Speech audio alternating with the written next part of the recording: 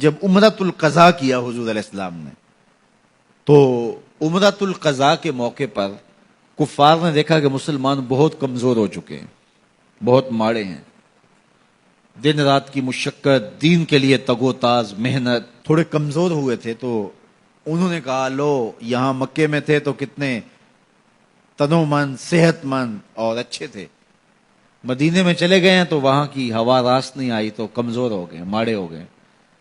تو حضور علیہ السلام نے صحابہ کو کہا جب طواف کرو تو پہلے 3 چکر رمل کے طور پہ جو ہے وہ کندھے اچکا اچکا کے، جس اکھاڑے میں پہلوان نہیں چلتا چھوٹے چھوٹے قدم بھرتے ہوئے، کہا پہلے 3 چکر یوں لگاؤ تاکہ ان کو بتاؤ کہ ہم ماڑے نہیں، ہم تگڑے ہیں۔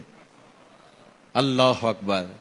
تو پہلے 3 چکر کفار کو جلانے کے لیے اور پھر دوسرے 4 چکر رب کو منانے کے لیے۔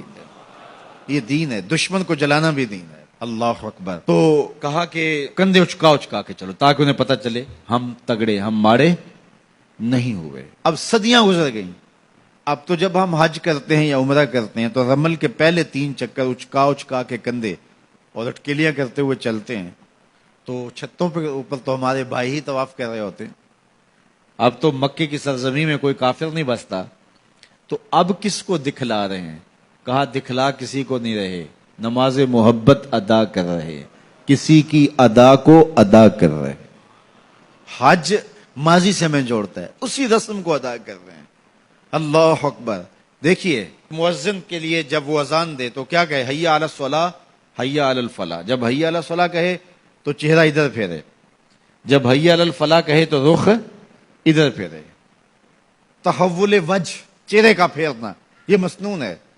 کیوں؟ اس لیے کہ اذان جب دے رہا ہے وہ چھت پہ کھڑا ہے، حضرت بلال حبشی ایک انصاری صحابیہ کے چھت پہ، اونچا چھت تھا، اس پہ کھڑے ہو کر کے جو ہے وہ اذان دیا کرتے تھے۔ پھر اس کے بعد یہ میزانہ، مینار جس کہتے ہیں، اس کو عربی میں کہتے ہیں میزانہ۔ میزانہ کا معنی اذان دینے کی جگہ۔ یہ اب منار بطور علامت بنائے جاتے ہیں، وہ یاد تازہ کر دی جاتی ہے ماضی کی، اور مینار کا اب مقصد وہ نہیں رہا، صرف اس یاد کو باقی رکھا گیا ہے۔ تو یہ میزانہ، اذان دینے کی جگہ، اونچی جگہ پہ کھڑے ہو جاؤ، پوری بستی میں اذان کی آواز جائے۔ تو حی علی الصلاۃ اور حی علی الفلاح پر دائیں اور بائیں آپ رخ پھیریں۔ اس کا کیا مطلب کہ جو ادھر کے لوگ ہیں ان کو بھی آواز چلی جائے اور جو ادھر کے لوگ ہیں ان کو بھی آواز چلی جائے۔ یہ تو مقصد تھا تحویل الوجہ کا، چہرہ پھیرنے کا۔ اور آج جب لاؤڈ سپیکر کے سامنے ہم کھڑے ہو کے اذان دیتے ہیں تو اگر دوسری جانب چہرہ پھیریں گے تو مائک سے تھوڑا سا منہ ہٹ جائے گا، آواز تھوڑی سی کم ہو جائے گی۔ تو اب تو بظاہر منہ سیدھا رکھ کے جو ہے وہ آواز دینے میں اور حی علی الصلاۃ، حی علی الفلاح پڑھنے میں فائدہ ہے، لیکن اس کے باوجود بھی آپ مائکرو فون کے سامنے کھڑے ہیں، اذان دے رہے ہیں، پھر بھی رخ پھیریں گے۔ یار ادھر والوں کو پہنچانا آواز تو آپ کا مقصود نہیں، وہ تو یہاں زیادہ جاتی ہے۔ کہا کہ ہم تو یار کی ادا کو ادا کر رہے ہیں۔ تو ماضی سے ہمیں جوڑتا ہے حج، پورا حج دیکھ لیجئے۔ یہ چاہے زمزم پہ آنا، یہ صفا مروہ کی دوڑیں، یہ ملتزم سے لپٹنا، یہ مقام ابراہیم پہ آنا، یہ حجر اسود کو چومنا، یار انسان ہو کے پتھر کو چوم رہا ہے۔ مجھے یہ بتائیے، اسلام نے پتھروں سے دور نہیں کیا، لیکن حجر اسود پتھر ہے، اس کے نیڑے کیا جا رہا ہے۔ مقام ابراہیم پتھر ہے، اس کے نیڑے کیا جا رہا ہے۔ کہ ابراہیم علیہ السلام جہاں کھڑے ہوئے ہیں اس جگہ کو مصلی بنا لو، جائے نماز بنا لو۔ مالک تو پتھروں سے دور ہٹاتا ہے اور یہاں سر جھکانے کے لیے کہتا ہے۔